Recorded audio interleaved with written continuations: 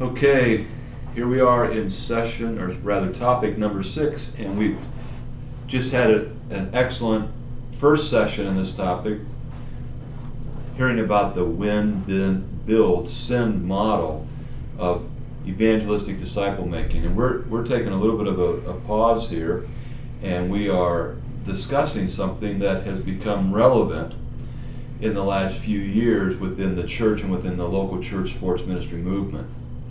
It has to do with the phraseology, getting saved.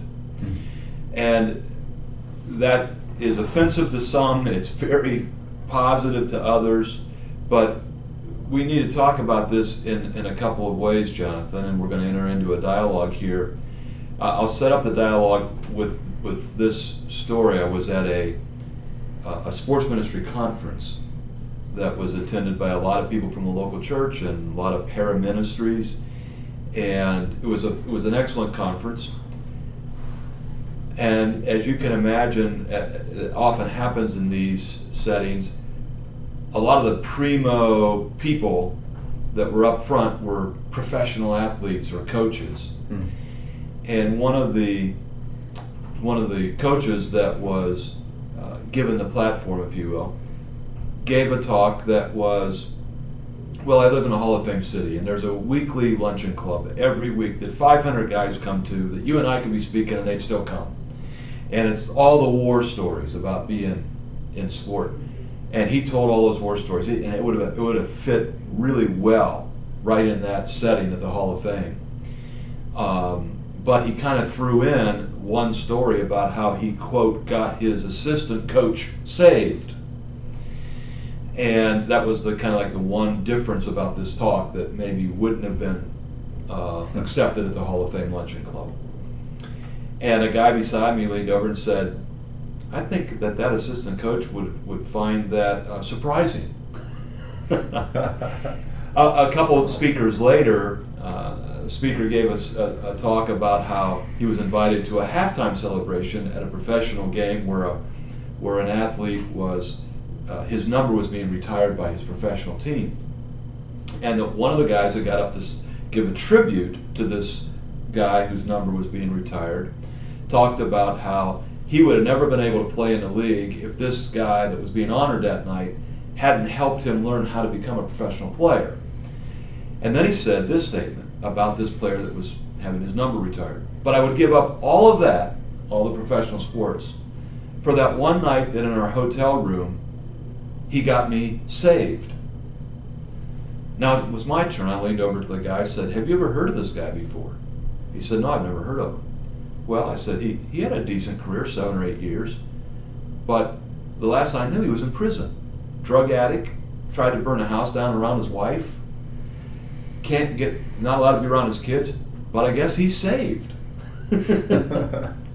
And well, he's still alive, so God saved him in that way. Yeah, and I realize that, if the psychiatrists get their way and they have, somebody writes a book about my life to treat their insomniac patients, there's a couple chapters in my life that I'm not going to be very proud of.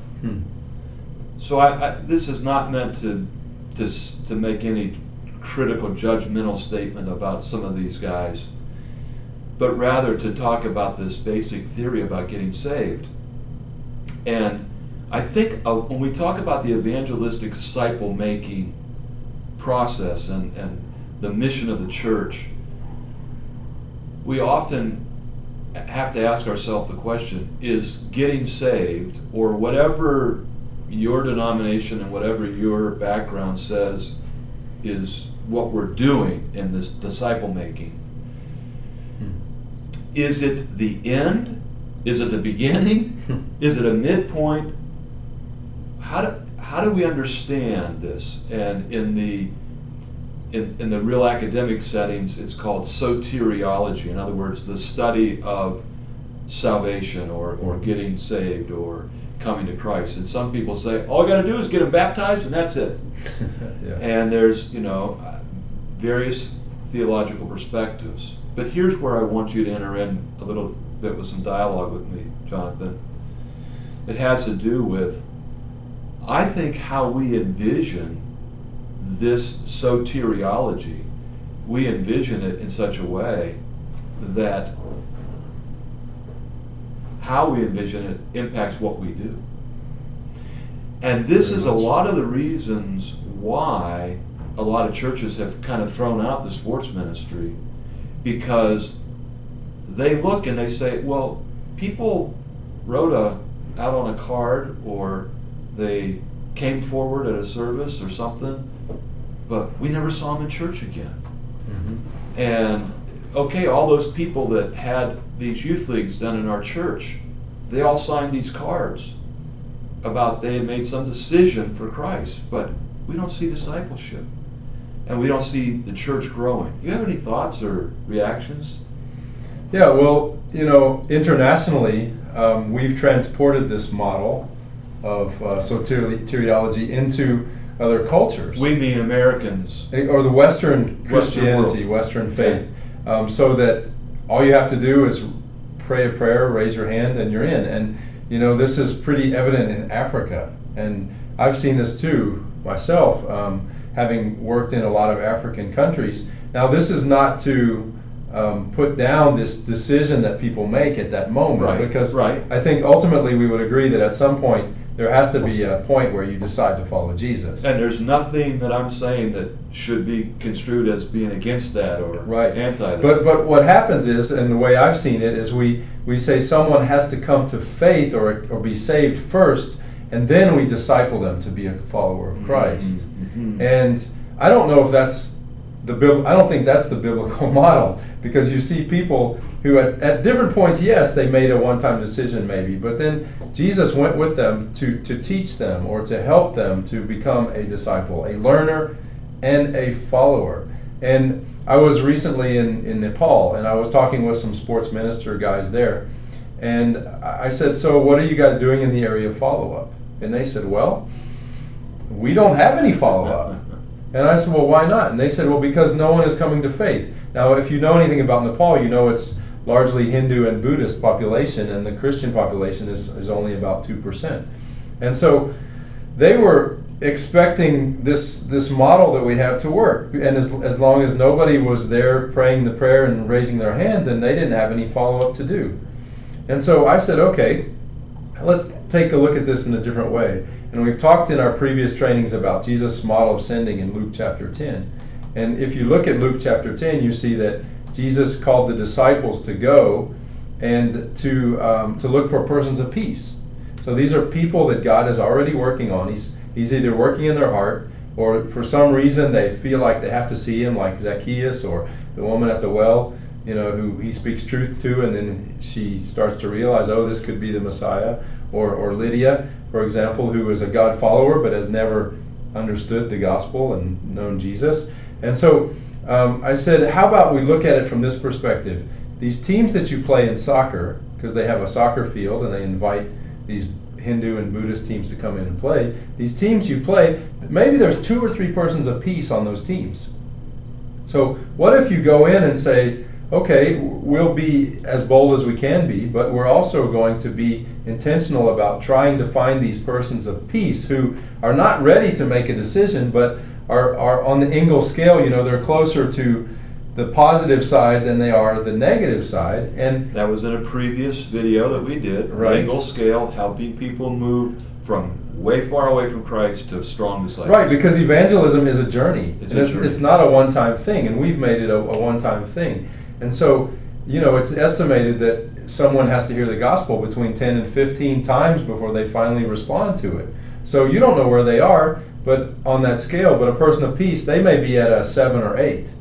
And so on these teams, I said to these guys from Nepal, look for someone who is asking questions about God, or asking questions about purpose, or they're getting dissatisfied with these sacrifices that they always have to make.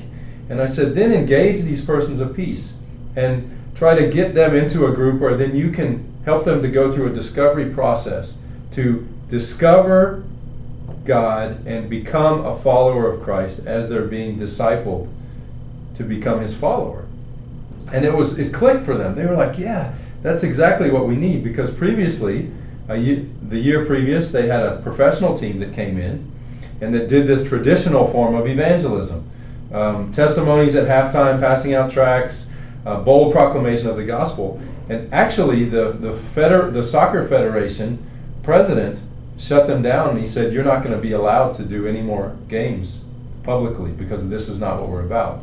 So that closed the door immediately, and they missed other opportunities. And so there you see that, I think that struggle that we have now between the traditional way that we've always done it, which is pray a prayer, raise your hand, fill out the card, and then you're in the club, Yep. but then you never see them again. Or this kind of what I call new old evangelistic discipleship model, where you're trying to identify people that God is working on, persons of peace, and you share with them, you build into them, you walk with them through what it means to be a follower of Christ as you study scriptures and help them to find out that God is the one that they're searching for. So here's where I think it comes down to.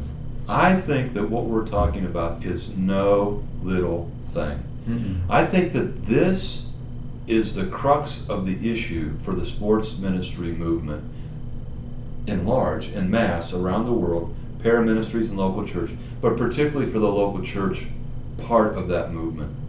Because what we believe theologically about people coming to faith in Christ, it is absolutely endemic that what we believe there changes what we do philosophically and then methodologically. Right. And this old model that you say, and you've identified, and we kind of have both identified, has not been working. We really need to understand this in order to develop this new model, but it needs to start with this theological foundation.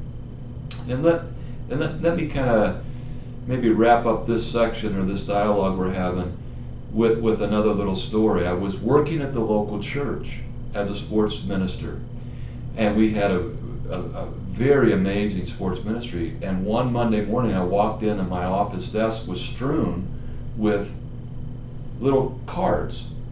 These cards came from a paraministry that had done an event, a mega event over the weekend, and had a major professional athlete, very high profile athlete, come in and share his faith and even sing.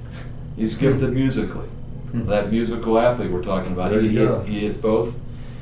And he did a wonderful job, and I'm not complaining about this at all, but what happened was that the local staff representative of that paraministry dropped these cards off of my desk, and I called him up, and I knew him, and we were friends. I said, why are these here? And he said, our job is to win them to Christ. It's your job to disciple them at the church. And I said, okay, let's see what we can do with that. Now, this is well over 200 cards. Well, the first thing we found out was that most of the contact information that the students gave was bogus. They didn't really want to be contacted. And so this was a day before email and a lot of the Twitter and everything. So it was, you had snail mail, you had a phone. And we called and we sent letters, and they all came back, there no such number. That was a vast percentage, not quite a majority. Then all the rest of them that we did contact, and we contacted them multiple times, Jonathan, not one of them ever got involved in our church at all. Not one of over 200. And only God knows how sincere they were. Only God knows if they ever became disciples of Christ. But I never forgot that, obviously. And it has shaped me ever since, that this is the problem. If we separate evangelism and discipleship, if we say our job is just to get them saved, I think that this is a huge problem. As I said, I think it is the defining problem for the sports ministry movement of our age. But just be clear, if your ministry is doing this kind of model, we're not condemning it. We're just bringing to light a discussion about this whole area, because we, in our own experience and in other people we talk to, we see this as such a critical issue that we've got to rethink how we're doing our ministry and what God is calling us to do in order to truly fulfill the Great Commission effectively. There's a difference between critique and critical. And so if our critique steps on the toes of some people, then we're happy with that. We're not being critical. But the critique is that we need to learn about what we need to do. And so that's why we're bringing this up. Yeah, at the very least, we want you to evaluate what Yes. you're doing and think, how am I being effective in this way? And if not, why not? And how can we move towards truly fulfilling the Great Commission? And that's where we hope the training is will be helpful. Absolutely. And I will say on behalf of CSRM, not necessarily on behalf of you or Uttermost Sports, that this is why we have a laser focus on the local church. Because we understand that is where we are a paraministry, so we love paraministries, but we understand that this is best done through the church. But that takes us all the way back to the topic one that you helped us understand back many videos ago. Okay, we're going to wrap this section up. Great. We're going to get back into this win, bid, build, send model during our next time. In case you're wondering, this one does not have PowerPoint, so you didn't miss anything. Yeah. But the PowerPoints are coming back. Yeah, this one was just a discussion with no PowerPoint. That's right. Thanks.